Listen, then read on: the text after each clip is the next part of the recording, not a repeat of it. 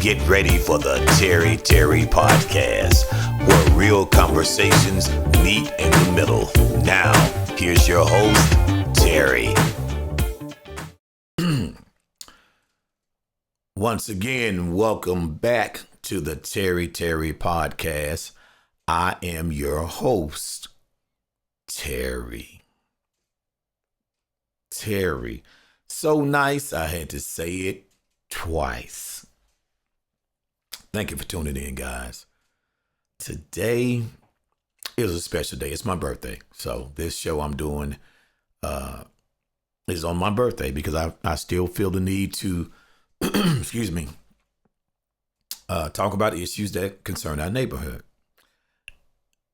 And the title I came up with is called The Black Conundrum.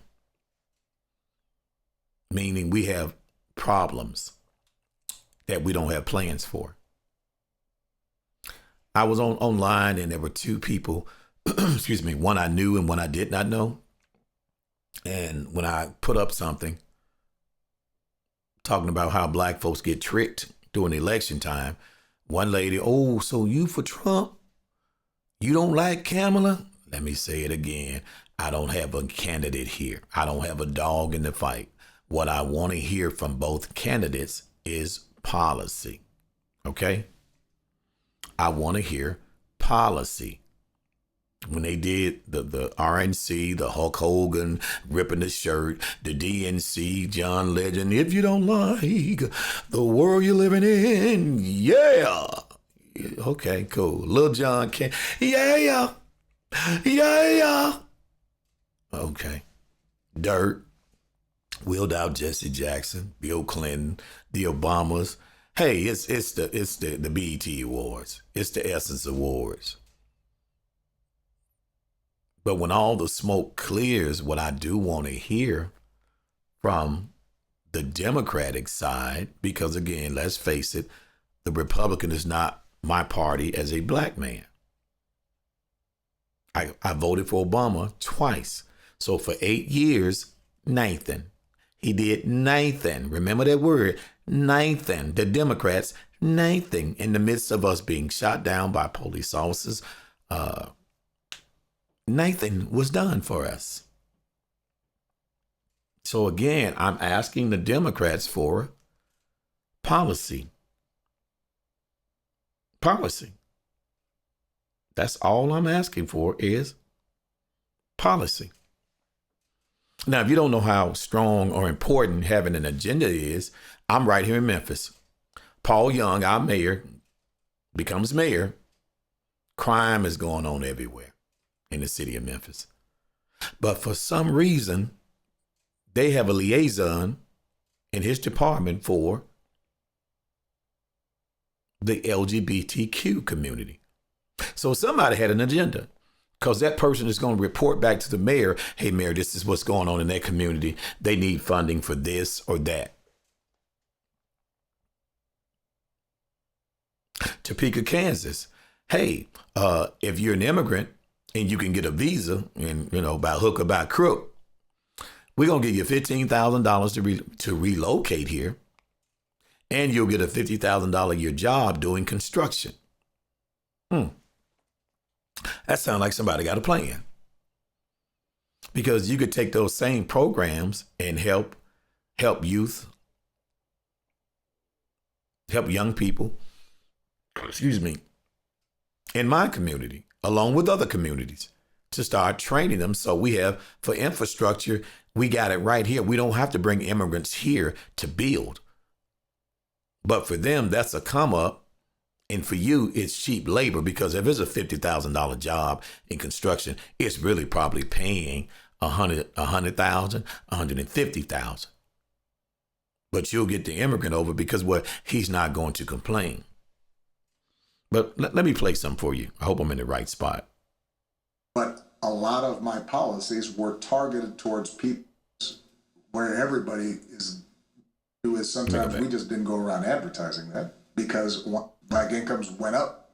Let me go back. Well, but what I'm saying, right here, is black poverty. That was done to black people to put us in these positions. Like, what did you do specifically for black? Okay, let me start there. Here we go. Fair I can use. understand why they would be upset. How come things didn't change? I think people want to know, like, what did you do specifically for black people? Not the rising tide lifts all boats types of rhetoric, because we all know black people's boats. Shout out to Charlamagne. So the systemic things that were done to black people to put us in these positions. Fair use. Specific systemic things to get us out. So What I'm saying, Charlamagne, is black poverty dropped faster than everybody else. Did not. Black incomes went up more. Did not. Than a lot of other folks. So, the issue is sometimes we just didn't go around advertising that because, once again, they didn't go around. The goal here is to build coalitions where everybody is getting something so that they all feel like they've got a stake in it. But let me stop it right there. President Obama said the goal is to build a coalition so that everybody feels like they have a stake in it. You didn't go around bragging about it. What stake do I have in immigration, LGBTQ, anti-Semitic laws, anti-hate law? How does that benefit me? How do I feel like, oh, well, I got a percentage of that. That somebody is gay in my community or immigrant come to my community. No, that immigrant comes in here and he gets all the money. He gets all the funding. Because the minute you say, I'm going to give black people this, notice that's the Democratic agenda. Hey, black folks, if I do something for you, I got to do something for everybody. I just can't do it for you. Shout out to him. He ain't even really lying about it. He's shucking and jiving on it, but we got to build a coalition. No, President Obama and the Democrats just say, listen, Negroes, we not going to do nothing for you. Just vote or I'm going to replace you with these immigrants. Everybody wants to know or should want to know for the future of my community. I'm not mad at somebody. I'm in Memphis, in Germantown or Collierville. They want a safer community because I want that in my community within the Memphis city limits. I want the same thing because I work hard. I have a business. I have children. I have a family. I want to make sure that things are in place to help so I don't have kids around here breaking in my house, breaking in my neighbor's house, robbing and stealing. We just had an incident where a 16-year-old kid, and I think this is a third vehicular fatality in Memphis, evading the police and killed 3 women. I mean, how much deeper do we have to go? Right here in Memphis, we should have had the National Guard in here like ASAP. You have to stop it. Because I know right here in Memphis, where I live at, right up there in Germantown, that crime ain't going to go on. In Collierville and Bartlett, that crime is not going to happen. But our city council members, our mayor, our representatives, nobody's shook enough because they don't live in these communities. Keep in mind, if crime is going on in your community and I don't live there, guess what? I'm not really worried about it. That's how some people get. It's like right now, I drive trucks. I'm able to make a good living. I don't have to sit here and do this just to be doing it. I'm doing it because there's a need for it. So I'm glad these podcasts are coming up. You're having young folks, you're having elders, you're having people who are concerned about issues, having real conversations. We have a problem. So when you tell me what my one black job is to vote, then I have to push back. Because if I'm voting so I don't have another Breonna Taylor, another Trayvon Martin, another George Floyd, another Mike Brown, a Tamir Rice, Freddie Gray, Botham Jean, Philando Castile, Abner Louimi, and James Byrd, who was drugged on the back of a truck by some white men. So my mother always told me that all I needed to do was stay black and die. And if you know that, if you from the black community, you heard that.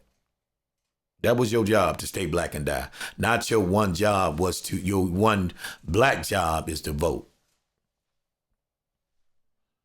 Let me tell you the tricks of politics. You guys remember, and I want to make sure I get this lady's name right. Donald Trump was a not a politician. He was a Democrat. He was a Democrat. So when he did what he did, and I think the lady's name is Fairstein, and when he did what he did with the Central Park 5, he was a Democrat. Remember that, okay? I'm trying to make sure I get this. I don't want to misquote. You know, that's the thing about when you're doing this. You don't want to give incorrect information. The prosecutor, Fairstein, I think that's her name. I'm just making sure. She was Linda Fairstein. That's her name. I just wanted to make sure. Linda Fairstein was a Democrat. See, both sides play each other, and we get caught up in the middle. So when you bring on the Central Park 5 to say what Donald Trump did, Donald Trump was a Democrat at the time. And the prosecutor was a Democrat. So why is nobody talking about that? So what locked them up was a Democratic agenda. Donald Trump did what he did, but notice they were both Democrats. We have to have a real conversation in the black community about being educated about a guest. Don't have a favorite politician. What's your policy? That's all I'm interested in. What is your policy? And if it does not benefit my community, tell me why I should vote for you as a president. Don't try to scare me into voting for you. Hey, you got to vote 2025 coming. Sandra Moss, just shot in the face by a cop who had, if I'm allegedly, who was transferred, who had been to 7 police departments. Tamir Rice. Botham Jean. I could keep repeating those names, and I'm not even scratching the surface. So I'm saying to people in my community, tell me one thing. Why is it that you have so much anger towards me that you're fighting for everybody else except for your group?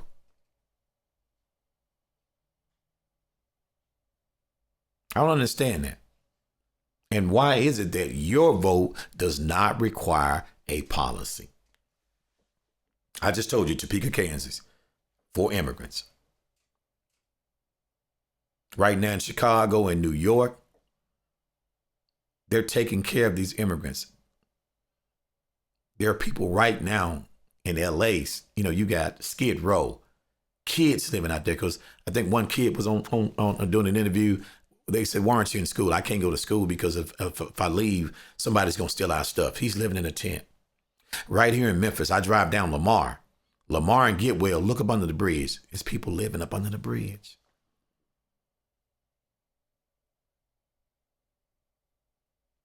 We dealing with a lot. We dealing with people are living from week to week, check to check.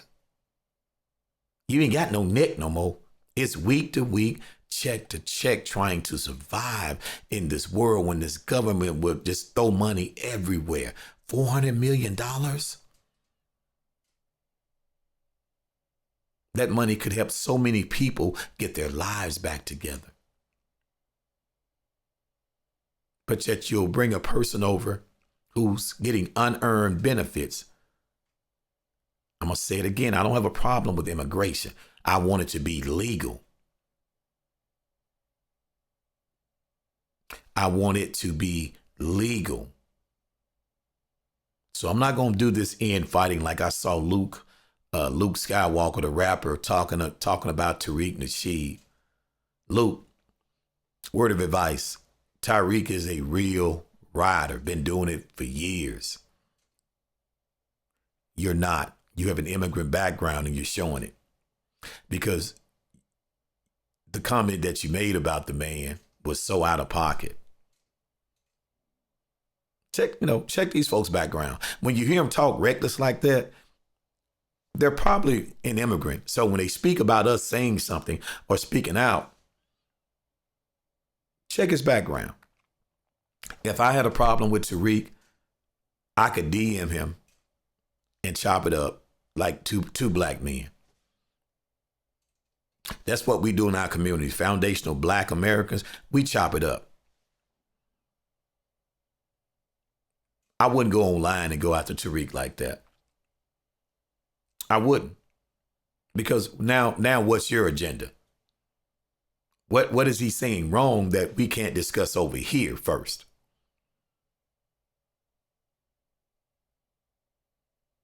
What is he saying wrong that you can't go speak to him? See, we're divided. We've always been divided. When people come here who are immigrants, they'll live out. They'll profit from the black community. They'll take on the identity of the black community. But just as soon as they can show that they're from an immigrant background, whether it's Jamaica, any other place, they slide over there. They don't look at right or wrong. They look at, I'm going to bag this immigrant. I'm going to get on code with this immigrant. So I'm saying again, the black conundrum is, the problem, in other words, is why don't we have an agenda that we're willing to fight for? The 60s or the civil rights movement came because they were willing to stand and fight. We don't want to do that no more. We just want everything to be safe. I'm okay if we don't get none. I heard somebody say this. I'm not going to call his name. He's a good friend of mine. I love him. But I've heard a lot of black people say this. We just got to get the right white person in office. And I think Politico just did a thing to where Tim Walz is the right white man for black women. You see how everybody has an agenda. Why would a Vice President Tim Walz be the best for black women, as though black men don't exist? See, they put the battery in the black woman's back to say, hey, yeah, come on over here and you help with all of our agendas. And we gonna elevate you over the black man. He ain't gonna have no say so. He don't want to do nothing. You show me where there's a world ran by the woman and her not understand, even the lioness understand, hey, I need protection. Let me make sure the lion right here next to me. You show me a world where a bunch of women can go in that room against men, mainly men who run these politics, and think they're going to be protected. But then the minute they're not protected, hey, black man, they've done me so wrong, black man. I was a spook that sat by the door. I was in there getting information from them folks. Black man, we love you so much, black man. No. You just on a show saying how many of us need men, and y'all was like, none of them. Let me give you a word of advice. These white women ain't leaving they men. You can come up here, black woman, with this, I'm educated, I'm this, I'm a boss chick. These white women ain't talking like that. They understand that's crazy. Why would I leave the black woman? Why would any group leave their women, or she detached from the man? That makes no sense. But this has become about black girl power. Black girl power cannot go into the UN or to meet with Putin or these other countries. That ain't black girl power. That has not. She better have policies. She better have something she can stand on. That's all I'm saying. Don't make this about gender. Don't make this about race.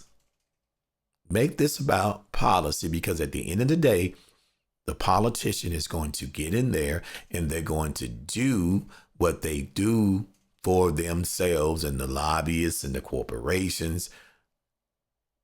So we have to hold them accountable for something. So if you want to vote, by all means, knock yourself out. But just know, if you're black and you're voting and you had no agenda, then I don't want you coming back to me 6 months later or a year later. Man, this food so high. Or these kids in my neighborhood is out of control, man, of crime. They doing all this killing. But you didn't ask for anything, even on a federal level. You didn't ask for anything. Remember, you just wanted me to vote. You wanted me to just watch Lil Jon. Yeah.